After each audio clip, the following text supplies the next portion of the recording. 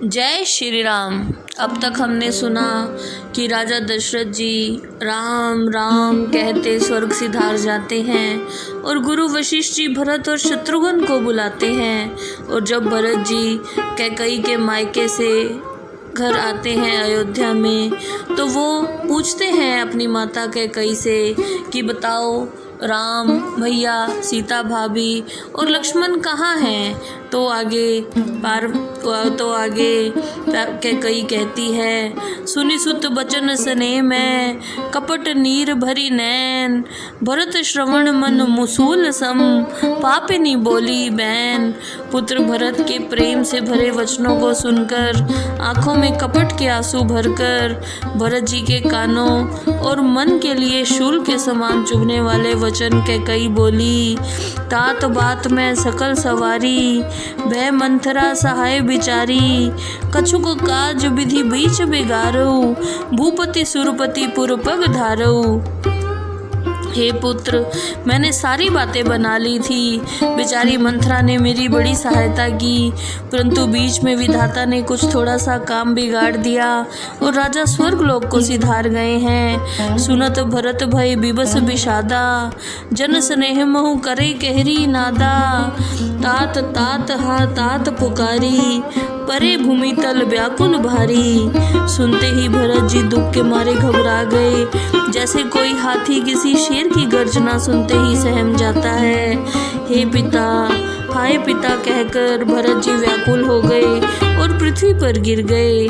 चलत न देखन पायऊं तो ही, तात न राम ही सोपहु मोही, बहुरी धीर धरी बुझे संभारी, कहु पित मरण हेतु महतारी।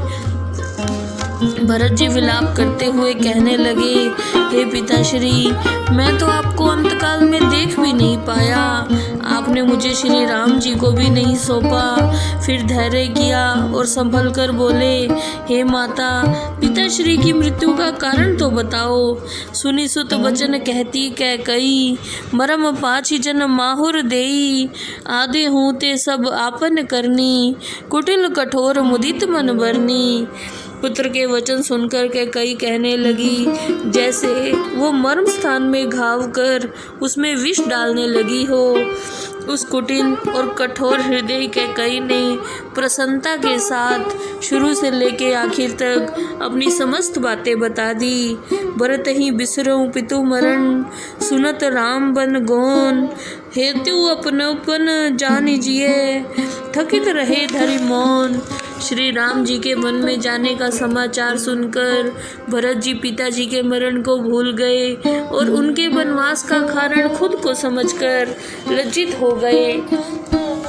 बिकल बिलो की सुतई समुझावती, मनहु जरे पर लोन लगावती, तात राव नहीं सोचे जोगू, बिड़ई सुकृत जस की नहीं भोगू। पुत्र को दुखी देख कर कैकई उन्हें समझाने लगी जैसे जल पर नमक छिड़क रही हो। हे पुत्र, महाराज सोच करने के लायक नहीं है, उन्होंने पुण्य और यश को संचित करके पर्याप्त भोग किया था। जीवित सकल जन्म फल पाए, अंत अमरपति सदन सिहाए, असनुमान सोच परिहरऊ, सहित समाज राजपुर करऊ। जीवित रहते हुए भी उन्होंने जन्म के सभी फल पा लिए और अंत में स्वर्ग लोक को चले गए। चिंता को त्याग दो और समाज सहित अयोध्या पर राज करो। सुनि सुठी सहमु राजकुमारू, पाके छत जन लाग अंगारू, धीरज धरी भरी लेही उसासा, पापिनी सभी भांति कुलनासा।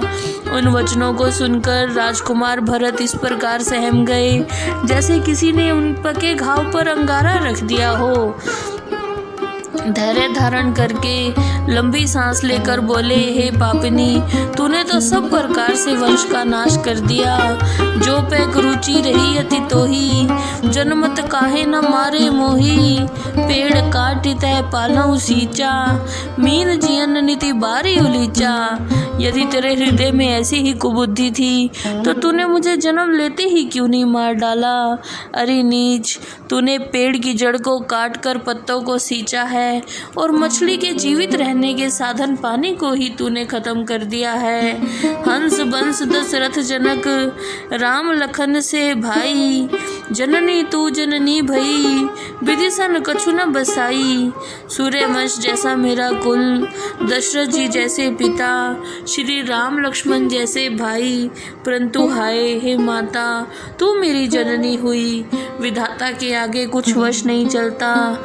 जब तय कुमति कुमत जिये ठयऊ, खंड खंड हो हृदय न गयऊ। बर मांगत मन भई नहीं पीरा, गरी न जी है मुँह परे न कीरा। हे कुबुद्धि, जब तेरे मन में ऐसे दुष्ट विचार पैदा हुए उस समय ही तेरे हृदय के टुकड़े टुकड़े क्यों नहीं हो गए? तुझे वरदान मांगते समय जरा भी दुख नहीं हुआ? तेरी जबान क्यों नहीं गल गई? तेरे मुंह में कीड़े क्यों नहीं पड़ गए? भूप प्रतीति तोरी किम कीनी, मरण काल विधि मति हर लीनी। विधि न नारी हृदय गति जानी, सकल कपट अवगुण खानी। राजा ने तेरा विश्वास कैसे कर लिया? मरते समय विधाता ने उनकी बुद्धि को हर लिया। तेरे हृदय की गति को तो विधाता भी नहीं जान सका। तूने हर प्रकार के छल, पाप और दोषों को उत्पन्न किया। सरल सुशील धर्मरत राऊ, सो किमि जाने तिये सुभाऊ। असको जीव जंत जग माही, जेहि रघुनाथ प्राण प्रिय नाही। राजा तो सरल स्वभाव के सुशील और धर्मात्मा थे, वो भला तेरे स्वभाव को कैसे जान सकते थे? संसार में ऐसा कौन सा व्यक्ति है जिसे श्री राम जी अपने प्राणों से प्यारे नहीं हैं? भे अति अहित राम तेहु तोही, को तू ऐसी सत्य कहूँ मोही। जो हसी सो हसी मुँह मसिलाई, आँखी ओट उठी बैठ ही जाई। ऐसे श्री राम जी भी तेरे शत्रु हो गए। अरे तू कौन है? तू मुझे सच सच बता। तू जो भी है तू मेरी आंखों से ओझल हो जा। राम विरोधी हृदय ते, प्रगट किन्हे विधि मोही।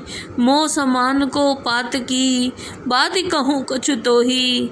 जिसका हृदय राम का विरोधी है, विधाता ने उसकी कोख से मुझे जन्म दिया है। मेरे समान कोई दूसरा पापी नहीं हो सकता।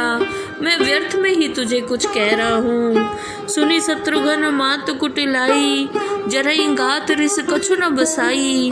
तेहि अवसर कुबरीत है आई, बसन विभूषण विविध बनाई।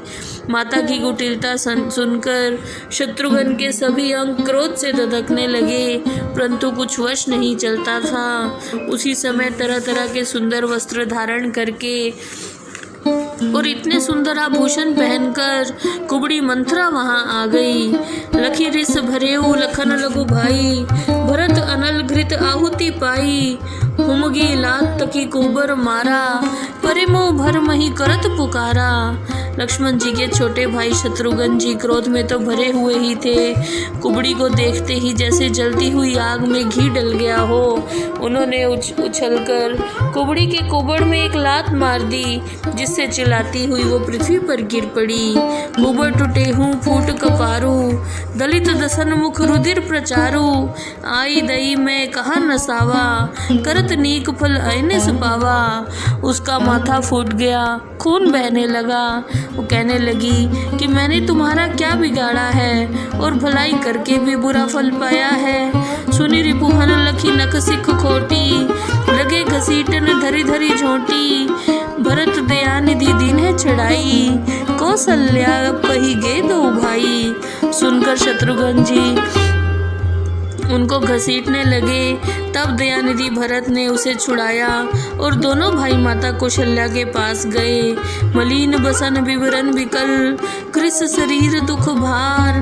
कनक कलप बर बेली बन, मानो हनी तुषार। कौशल्या जी ने मैले वस्त्र पहन रखे हैं, उनका चेहरा उतरा हुआ है, हृदय व्याकुल हो गया, दुख के कारण शरीर कृश हो गया। परंतु स्वर्ण की कल्प वृक्ष की बेल के बगीचे को जैसे कोई पाला मार गया हो। भरत ही देख मात उठी धाई, मूर्छित अवनी परीज है आई। देखत भरत विकल भय भारी, परे चरण तन दशा बिसारी। भरत को आता देखकर माता कौशल्या उठकर दौड़ी, परंतु रास्ते में ही चक्कर आने के कारण गिर गई। यह देखकर भरत जी व्याकुल हो गए और उनके चरणों में गिर पड़े। बिल पही बिकल भरत दो भाई, कौशल्या लिए हृदय लगाई। भांति अनेक भरत समझाए, कहीं विवेक में वचन सुनाए। दोनों भाई भरत और शत्रुघ्न व्याकुल होकर विलाप करने लगे। कौशल्या ने उन्हें अपने हृदय से लगाया। माता कौशल्या ने भरत को सारी बात बताई कि श्री राम ने कैसे मुनि का वेश धारण किया। साथ साथ उनके लक्ष्मण भी चले और फिर सीता जी भी राम जी के साथ ही चली गई और फिर ज्ञान से भरे हुए वचन कहने लगी। भरतहु मात सकल समुझाई, कहीं पुराण श्रुति कथा सुहाई। छल विहीन सुचि सरल सुबानी, बोले भरत जोरी जुग पानी। भरत जी ने भी माताओं को पुराणों और वेदों की सुंदर कथाएं सुनाकर हर प्रकार से समझाने का प्रयत्न किया। भरत जी दोनों हाथ जोड़कर चल रही पवित्र और मधुर वाणी में बोले, जे अग मात पिता सुत मारे, गाय गोठ महिसर पुर जारे।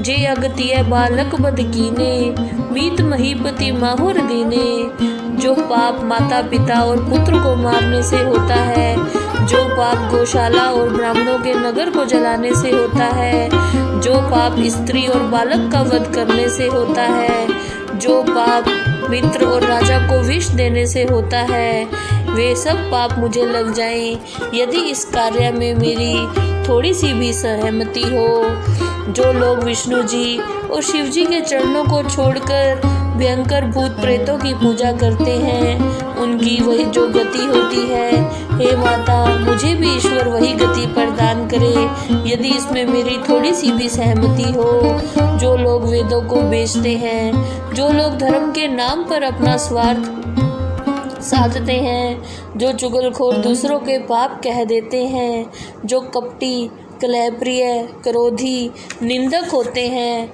जो लोभी लालची पराया धन और पराई स्त्री को ताकते हैं, यदि इस काम में मेरी थोड़ी सी भी सहमति हो तो मुझे भी ये सब पाप लग जाएं। जो मनुष्य कभी संत समागम में नहीं गए, जो अभागे परमार्थ के मार्ग से विमुख हैं, जो मानव शरीर पाकर भी हरि का भजन नहीं करते, जिन्हें श्री हरि का यश अच्छा नहीं लगता, जो वेद मार्ग को छोड़कर विपरीत मार्ग पर चलते हैं, जो ठग साधु का वेश धारण करके संसार को ठगते हैं, उन लोगों की जो गति होती है वही गति मुझे प्राप्त हो यदि इसके अंदर मेरी थोड़ी सी भी सहमति हो। जय श्री राम।